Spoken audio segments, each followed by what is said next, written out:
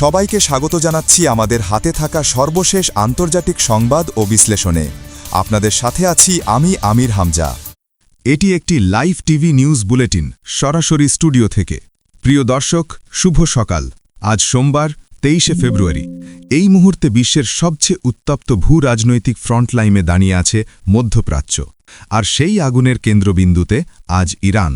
মাত্র 7 দিন, হ্যাঁ দর্শক, মাত্র 1 সপ্তাহ।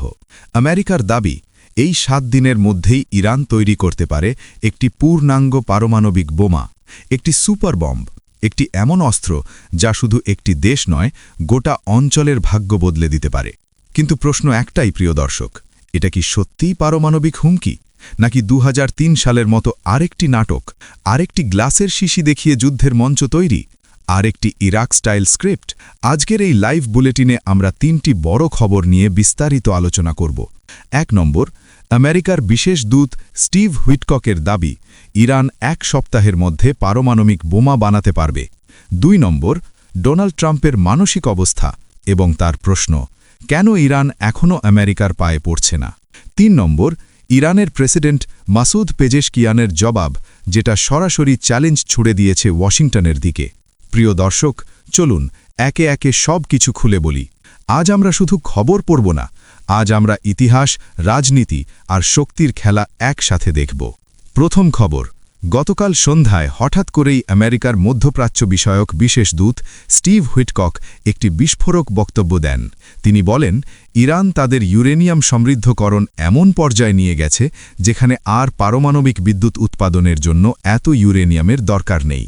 তার দাবি, ইরান প্রায় 600 টনের মতো উচ্চমাত্রায় সমৃদ্ধ ইউরেনিয়াম জমা করেছে। আর সেটাই নাকি প্রমাণ, ইরান শিল্প পর্যায়ের পারমাণবিক বোমা বানানোর শেষ ধাপে পৌঁছে গেছে। তিনি আরও বলেন, 1 সপ্তাহ, শুধু 1 সপ্তাহ দিলেই ইরান পারমাণবিক অস্ত্র তৈরি করতে পারবে। প্রিয় দর্শক, এই বক্তব্য শোনার পর বিশ্ব মিডিয়ায় যেন আগুন লেগে যায়। 1 সপ্তাহ মানে কি? 1 সপ্তাহ মানে সামরিক প্রস্তুতির সময়। 1 সপ্তাহ মানে কূটনৈতিক চাপ বাড়ানোর অজুহাত। 1 সপ্তাহ মানে যুদ্ধের কাউন্টডাউন। কিন্তু এখানেই থামুন, আমি আপনাদের একটু পিছনে নিয়ে যেতে চাই। 2003 সালে কি হয়েছিল মনে আছে? তৎকালীন মার্কিন পররাষ্ট্রমন্ত্রী জাতিসংঘের মঞ্চে দাঁড়িয়ে হাতে একটি ছোট কাঁচের শিশি দেখিয়েছিলেন। বলেছিলেন, এটা প্রমাণ, ইরাকের কাছে গণবিধ্বংসী অস্ত্র আছে, একদিন সে পুরো বিশ্ব ধ্বংস করে দেবে। সেই বক্তব্যের পর কি হয়েছিল প্রিয় দর্শক? ইরাক আক্রমণ করা হয়, লাখ লাখ সাধারণ মানুষ মারা যায়, সাদ্দাম হুসেনকে ফাঁসি দেওয়া হয়, একটি দেশ ধ্বংসস্তূপে পরিণত হয়। আর 10 বছর পর কি বলেছিল আমেরিকা? সরি, আওয়ার ইন্টেলিজেন্স ওয়াজ রং। দুঃখিত, আমাদের গোয়েন্দা রিপোর্ট ভুল ছিল। ইরাকের কাছে কোনো গণবিধ্বংসী অস্ত্র ছিল না। প্রিয় দর্শক, আজ 2026 সাল। আপনি কি মনে করেন ইতিহাস আবারও নিজেকে রিপিট করছে না? আজও এক শক্তিশালী দেশ বলছে ওদের কাছে বোমা আছে। আজও বলা হচ্ছে সময় শেষ। আজও বলা হচ্ছে আমাদের কিছু করতে হবে। কিন্তু একই সময়ে ইরান কি বলছে? মাত্র 3 দিন আগে ইরানের প্রেসিডেন্ট মাসুদ পেজেশকিয়ান সরাসরি ক্যামেরার সামনে বলেছেন, আমরা কোনো পারমাণবিক অস্ত্র বানাচ্ছি না, আমরা তা চাইও না।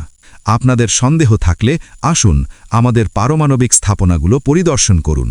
তাহলে প্রশ্ন ওঠে প্রিয় দর্শক, যদি ইরান দরজা খুলে দিতে রাজি, তাহলে আমেরিকা কেন এই 1 সপ্তাহের গল্প বানাচ্ছে? কারণ খুব পরিষ্কার, আমেরিকা এখন একটি সামরিক আঘাতের জন্য মানসিক ও রাজনৈতিক মাটি তৈরি করছে। একটা জাস্টিফিকেশন তৈরি করা হচ্ছে, একটা গল্প বানানো হচ্ছে যাতে হামলা করলে বলা যায় আমাদের আর কোনো উপায় ছিল না। স্টিভ হুইটকক যে 3টি রেড লাইন দিয়েছেন সেগুলো কি? 1, ইরানকে ইউরেনিয়াম সমৃদ্ধকরণ পুরোপুরি বন্ধ করতে হবে। 2, ইরানের কাছ থেকে সব সুপার রিসোর্স কেড়ে নিতে হবে। 3, ইরানকে নৌপথে সামরিক চাপ মেনে নিতে হবে। প্রিয় দর্শক, এটা কি কূটনীতি? না, এটা হলো শক্তির শর্ত। এটা হলো মাথা নত করার তালিকা। আর এখানেই আসে আরেকটি ভয়ঙ্কর অধ্যায়। স্টিভ হুইটকক সম্প্রতি দেখা করেছেন রেজা পাহলাবির সাথে, ইরানের সাবেক শাহের ছেলে। 1979 সালের ইসলামী বিপ্লবের আগে যাদের পরিবার ছিল আমেরিকার ঘনিষ্ঠ মিত্র। প্রশ্ন হচ্ছে, আমেরিকা কি আবার ইরানে পছন্দের সরকার বসানোর স্বপ্ন দেখছে? বাইরে থেকে আক্রমণ করে ভেতরে সরকার বদলানোর পরিকল্পনা? ইরাক, লিবিয়া, আফগানিস্তান, এই 3টি দেশের গল্প কি শেষ হয়ে গেছে? প্রিয় দর্শক, স্বপ্ন দেখা ভালো, কিন্তু বাস্তবতা আরও শক্ত। আর সেই বাস্তবতা আমরা বুঝব দ্বিতীয় খবরে। এবার আসি দ্বিতীয় বড় খবরে। এটা শুধু রাজনীতি নয়, এটা মনস্তত্ত্ব, এটা হতাশার প্রতিচ্ছবি। স্টিভ হুইটকক তার এক সাক্ষাৎকারে একটি অবিশ্বাস্য কথা বলেছেন। তিনি বলেছেন, সকালে প্রেসিডেন্ট ট্রাম্প আমাকে জিজ্ঞেস করেছিলেন, কি ব্যাপার, ইরান এখনও আমাদের কাছে এসে ক্ষমা চাইছে না কেন? প্রিয় দর্শক, দৃশ্যটা কল্পনা করুন।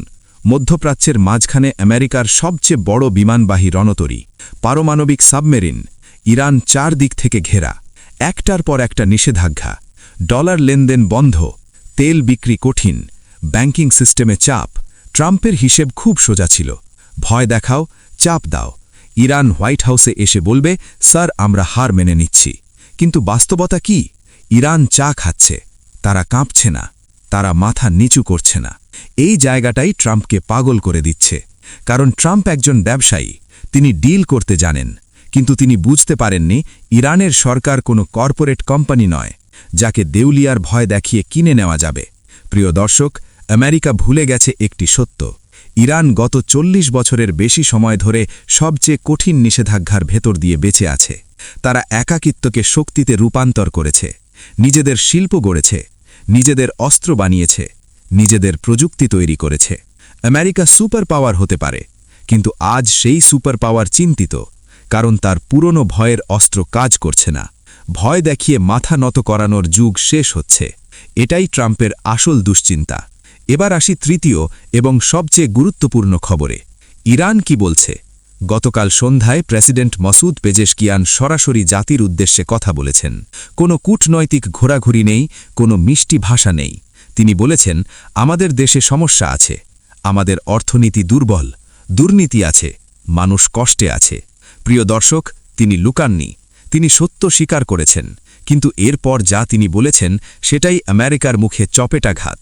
তিনি বলেছেন, আমাদের হাজার সমস্যা থাকতে পারে, কিন্তু আমরা কোনো বিদেশি শক্তির কাছে মাথা নত করব না।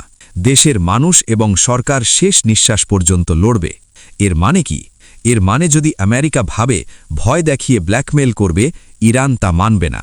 ইরান বলছে, আমরা আলোচনায় বসব, কিন্তু পায়ের নিচে বসব না। এই জায়গাটাই আসল খেলা। আমেরিকা সব সময় মাস্টার হতে চায়, কিন্তু ইরান সেই সুযোগ দিচ্ছে না।